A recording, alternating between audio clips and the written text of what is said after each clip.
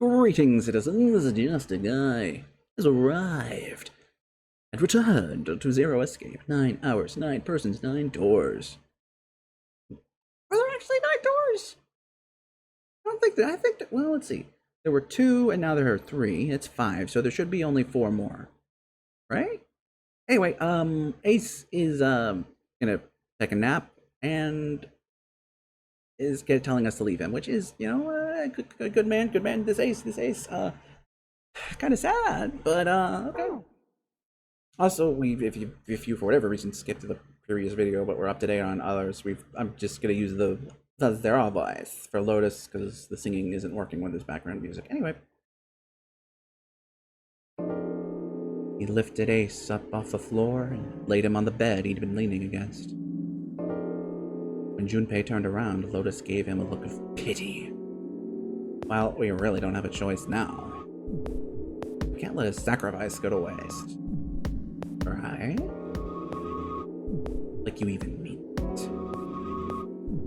You say something. No, nothing. Felt wrong, but he had to agree. And suddenly, Senta spoke. Yeah, but we're not done choosing yet, are we? Huh? What do you mean? Well, we haven't decided who's going in what door. Yeah, that's true. Oh, enough of this screwing around. Let's decide. You want, Lotus? What door do you want? I want door number 8. It's the same number as my bracelet number. Got it, you're 8. You're next. 7, which one do you want? I'll take 7. I can't get along with that old lady. What? What did you just say? I fucking said you're a goddamn bitch. Murderer. I hate you. Face distorted by rage, Lotus took a step towards 7. He threw up his hands and made a face like a child caught with his hand in the cookie jar. Oh, me, I didn't say nothing. Ugh, you're going to get it next time. He shot him a glare that would have melted steel and then turned and stalked off. Alright, who's next? Santa's gaze moved across the 3 people left. Finally, they stopped at Junpei. Junpei, which door do you want? At last, Junpei's mind was already made up.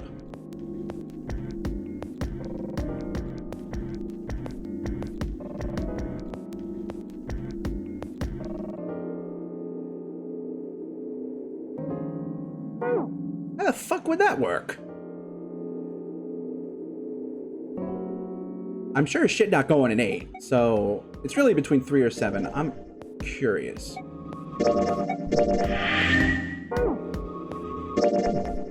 I want to go through door number 3. No, you can't. Huh? Why? Because it's impossible. If we split ourselves into 3 and 3, then we give up on going through door 3. Why? The bracelet numbers for the 6 of us are 3, 4, 5, 6, 7, 8. There are 2 combinations that can go through door 3 with 3 people. 3, 4, 5, or 6, 7, 8. That's it. Of course, 2 teams can't go through the same door. I see. That means one team would get left behind. That's right. That doesn't happen. That doesn't happen if we go through door 7 or 8? No, they're fine. We got 3 options. Santa began to explain. Option A, we have 3, 8, 5, and 8 go through door 7.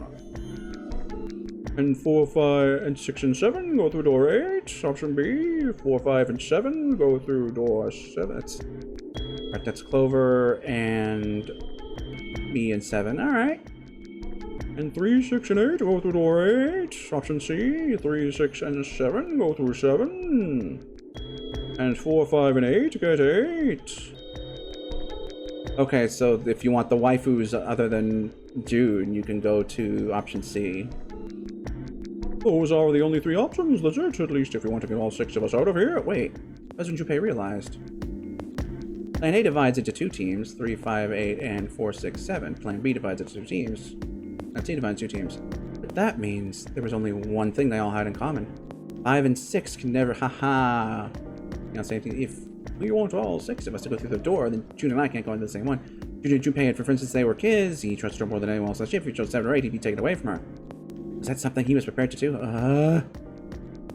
Have you mulled it over enough, or do you need more time? Anyway, that's the deal, so think it over. You've got 2 choices, 7 or 8. You can't choose 3. If you choose 3, you're going to be leaving 3 people behind to die. So what are you going to do?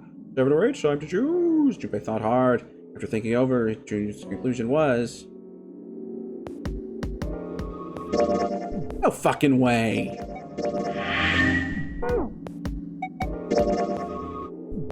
Sorry, Santa, but I still want to go through door 3. What? That's nuts! You gotta be crazy! Why the hell are you so obsessed with that door? I'm just... Junpei paused. He swallowed the words he'd been about to say. Just curious about door 3, that's all. That doesn't explain shit. I've got a reason. I'd be happy to explain it to you if you'll just come with me. With that, he began walking toward the door. But curiosity likely getting the better of them, the others followed. A few of them looked a little suspicious, but Junpei told himself that wouldn't matter. He kept walking and kept saying, what the fuck is happening? Eventually, he arrived at the number 3 door. Junpei stopped. Curious about the red. Devin, would you mind authenticating for me? Why? Please, just do it. He stared at Junpei for a moment, then grunted and laid his palm heavily on the scanner. Epi. Yeah, thanks. Okay, I don't know what I've gotten into. Number 7 has been entered into the red. Next is June. Please touch the red just like 7 did. Jumpy, what are you trying to figure out? Yep, I think... They thought about his answer for a moment. I think I might have found another way out. What?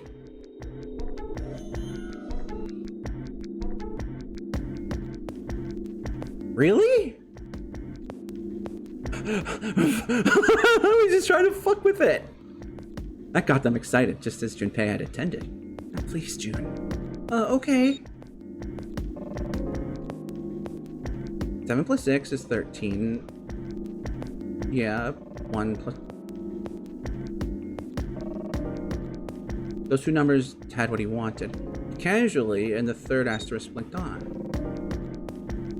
Is 9. Alright, the only people who haven't authenticated now are Santa, Clover, and Lotus. So, what's your point? You don't get it? Think about it. Huh? What's the sum of your number and Clover's? 1, 2, and what's the digital root of that? 3, which is Santa's number. By the way, Lotus, what's the number that's currently in the red? It's 9, right? Yes, and what will the digital root be if you add 3 to that? 3, the door's... What? There you go. Hey, wait a minute, what the hell are you up to? I'm not up to anything. I'm just waiting. Waiting for what? I'm waiting for the balance to shift. What? Santa or Lotus and Clover? What? Once one of you moves, the others won't have a choice. So I'm waiting. Junpei laid his hand almost casually on the lever. You son of a bitch! You tricked us! And all that stuff you were going on about is all bullshit. Bullshit? I don't think so. Didn't I tell you I'd figured out another way to get out of here? This is it. Oh, shit. Why the hell would you do something like this? Holy fuck! Junpei glanced at June. Jumpy. You did this just so you could go through the same door as June? That's it? Santa was furious. His face was red, and flecks of split flew from his lips as he spoke. Junpei closed his eyes calmly and then opened them again. So, who's it gonna be? Oh, fuck. Oh my god. I'm totally down for this. Don't get me wrong, but this is not what I expected. Holy shit. Like, hold on, I need to... So I can change my face. Fuck, this is cool. I love this. Santa or Lotus and Clover? Shit! Lotus... Wait a minute. Ace is 1.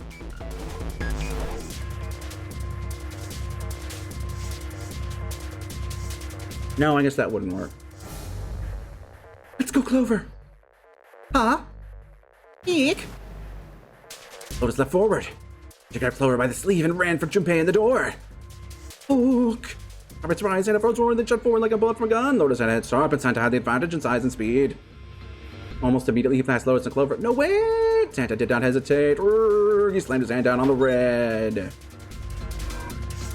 This is insane. This isn't right. He glared at Junpei, his chest heaving. Yes, well, you may be right. Junpei's voice was cold, but not without effort.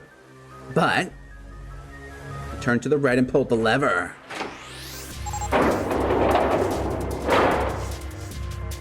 With the sound of metal on metal, the door opened. It would only remain so for 9 seconds. There was no time to think. Go! Junpei and his 3 reluctant companions jumped into the door's gaping mouth one after another. No sooner did they enter than an all-too-familiar noise sounded from their left wrists. The detonators had activated. Junpei looked back only once and saw Lotus and Clover on the other side of the closing door. I mean, I don't really. I mean, Lotus. They stood still, stopped where they had been when Santa reached the red. If we could have just lost Santa, we would have been fine. The defeat and desperation on their faces tore at Junpei's heart. Then the door closed and they were gone. Cool. You son of a bitch, Junpei! This isn't fair! It rounded on Junpei, lightning crackling in his eyes and his knuckles white. Do you realize what you just did? You leave them out there and they can't. Hey, shut it, that's enough. It hadn't been Junpei that spoke, but 7. Gotta find the dead and none of this is gonna matter. The clock was ticking. The dead was their only chance at survival. Unless they could find it and deactivate the detonators, the 4 of them would be. Yeah, we got less than a minute left. No time for screwing around. Get moving. Damn it, you and I are not done yet, bastard! They scattered and began to scour the room. The deactivation device was nowhere to be found. Where the hell is it? Corridors stretched out in 3 directions, but everyone was blocked off by a wall of metal. Metal Sonic, that is. There was only one way out. One other door. Over there, it's gotta be that behind that door. Devin ran for the door, a rusty iron thing. His large hands grabbed hold of the handle and pulled. Damn, it's pitch dark inside. Can't see a thing. Junpei stuck his head through the door and looked around the room. No, wait. Almost immediately, he spotted the blinking red light on the right wall. I found it! The dead's right over here! He stepped into the room. Whoa. What? The floor slipper. Uh-oh. He stopped and glanced down at his feet. Uh-oh. What was... Hey, what the hell are you doing? There's something... Get over there! Junpei felt 7's heavy hand against his back. Yeah. And stumbled across the room. The other 3 piled in behind him. They all felt immediately that something was wrong. Nothing that could easily be identified, only a sense that something terrible shared the room with them. There was no time to say so. Quick, get to the dead! They all started running. In the dark, it was hard to tell where the wall was. All they could see was a tiny red light blinking at them over and over and over and over. There it is. In quick succession, they all slammed their hands against the scanner panel. I got a bad feeling about this.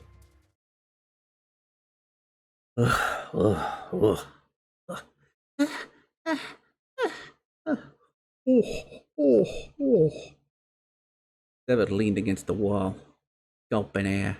As his breathing began to return to normal, he glanced at his left wrist and grunted. It stopped. It stopped. Junpei could hear him laughing in the dark, but could barely make out the larger man's face. I don't think I'll ever get used to doing this. What the heck? The sound of retching came from Santa's direction. What the hell is this smell? This is vile. I'm gonna puke. So desperately had they been in their race to the dead that no one had noticed the horrible smell that pervaded the room. It was a terrible, nauseating stench, like burnt and rotten meat. Adrenaline had drowned it out, but now it rolled over Junpei in waves, forcing itself into his nose with every breath he took. You're right, this is... He felt his stomach clench and bowel rise up in his throat. Let's get the lights on first, yeah? There's a switch over here. The light that spilled in from the door barely illuminated a small switch plate next to the door. Slowly, with the toll of the last few minutes apparent in his gait, Devin walked toward it. Oh boy, it's Snake, right? He stopped, got close, extended his fingers toward the switch. Okay, guys, I'm flipping it on. There was a soft click as the lights came on. Just as the lights turned on, June took in a short breath.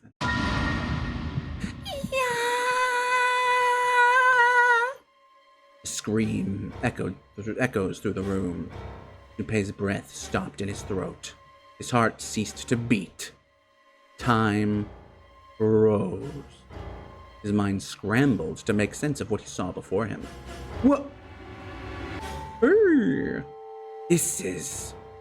What was left of the body sat in a sea of blood. Chunks of flesh, torn from the body, sat in the blood like tiny islands in a great red sea. A vast, ragged hole had been torn at the torso, and what remained of his intestines spilled out of it like fresh spaghetti. Smaller chunks of meat had splattered against the wall and become stuck there as they dried. Globules of yellowish fat left trails like tiny slugs as gravity pulled them down the wall, even as they dried to it. Looks like an explosion. Devin's voice was low and strained. It's like the ninth man. The detonator in his bracelet set off the bomb in his gut. Oh God, the boat is coming out of his left arm. It's definitely an open fracture. It looked as though the explosion had been quite powerful. His legs were both bent in an odd, unnatural way, and his left arm had been split open, exposing the painfully white bone of his own. Oh no! His bracelet lay next to him. It seemed to have hit the wall hard enough to have shattered the display.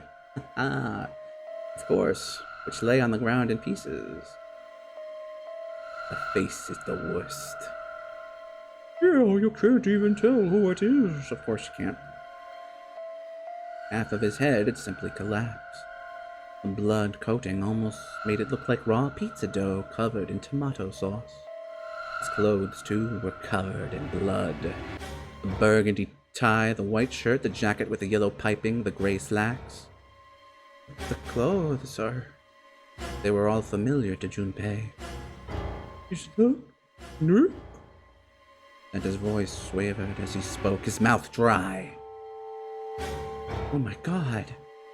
Finally, Junpei spoke. Why did this happen? No! Suddenly, June was screaming, her voice broken. It was an eerie scream full of insanity and not entirely human. No! No! No! She shook her head violently and grabbed fistfuls of her own hair. Junpei could hear the sound of hair tearing. Stop! Calm down! He grabbed her wrist. Hey! But as he did, June leapt up and ran toward the exit. Please, get me out of here! You have to let me out of here! She screamed at the door and her fist slammed against it with a hollow sound. Junpei could see drops of blood on her knuckles.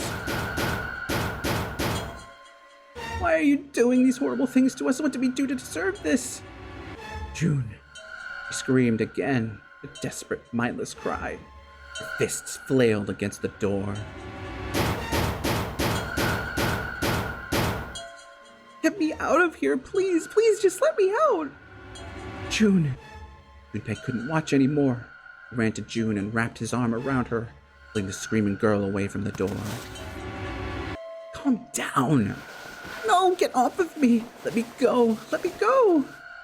Please, calm down. She scrambled for a moment, her legs skittering across the floor. But her resistance didn't last long. As suddenly as her outburst had begun, it was over. The manic energy disappeared and her body went limp in Junpei's arms.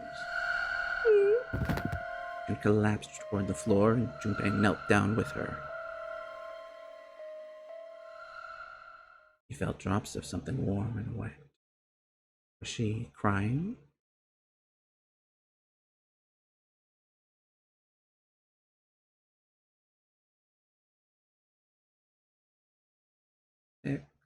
Doing some math.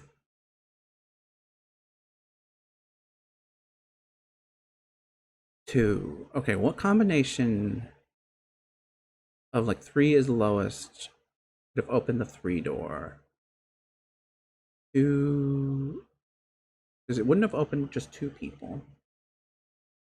Because you have to assume like what happened here is what happened with the ninth. The same thing has happened with the ninth. Like the door opened, but not all the people went in, right?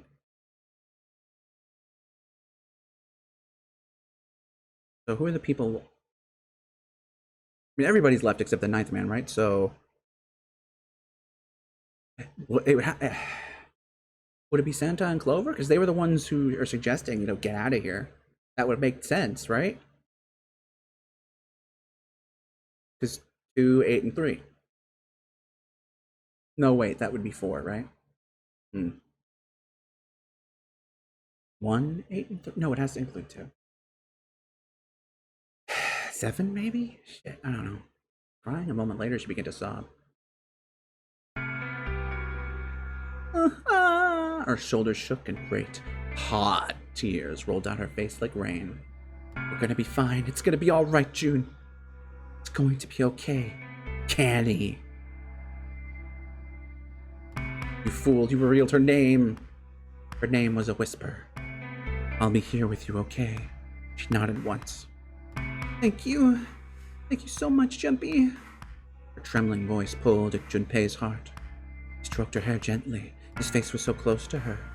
The scent of her hair was nostalgic. You feel better? Yes. I'd like to stay here for a little while, at least. Jumpy's body is so warm.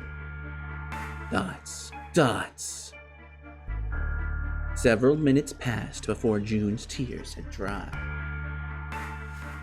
What happened afterwards? I don't know. Because we're not going to find out until next time. And until then, I'm afraid this is just gonna have to be... well...